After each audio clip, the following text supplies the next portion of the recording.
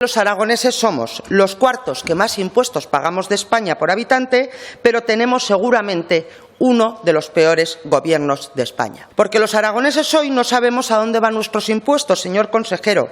Si luego resulta que nuestros servicios públicos, ¿verdad?, empeoran a marchas forzadas. Esta es su política fiscal desde que en 2012 decidieron subir los impuestos a los aragoneses. Para situarnos entre los españoles que más impuestos pagan y que tenemos peores servicios, para eso sí ha servido su mini reforma fiscal. Cuando todas las comunidades autónomas de todo signo político estaban adoptando medidas para aliviar, cada una a su manera, la carga fiscal de sus ciudadanos, Sánchez y Lambán se estaban quedando solos. Hoy solo quedan ustedes en el barco sanchista.